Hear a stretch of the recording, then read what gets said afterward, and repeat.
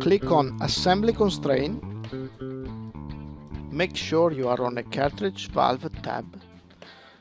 Click on Top Face and touch Top Mating Face. Bottom Face and touch Cartridge Mating Face. If it's not a planar face, simply select a different plane, axis,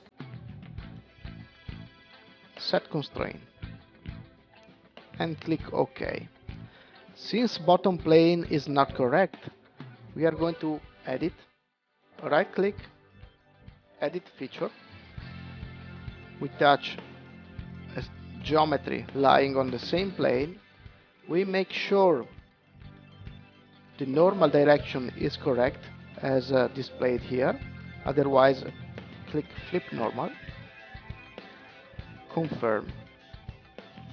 If you don't want to see the planes in your 3D model, just use SolidWorks commands to hide the planes and axes.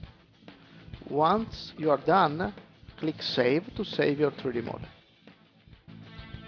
Click on Assembly Constraint, Top Face, Bottom Face, Axis. Set constraint, OK, hide planes and axis, and save. Assembly constraint, top face, bottom face, and axis. Set constraint, OK, hide, and save. Click on Assembly Constraint, Top Face, any plane will be fine.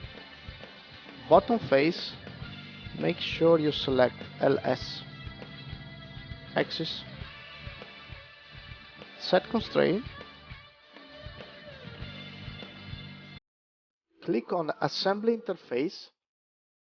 Specify 3D Model Library by clicking Browse, and select the folder where you have your 3D models. MDTools will list all available cavities in the block. You can sort by component ID or cavity name. If you need to assemble to multiple cavities the same 3D model, select multiple cavities with Ctrl. When you have selected, click on Select CAD Model and go into the corresponding folder. Select the 3D model, move to the right and click OK to confirm. Switch to another cavity, click on Select CAD Model. If you already know the model code, you can go to Search and type file name, search. Select the 3D model, move to the right and click OK.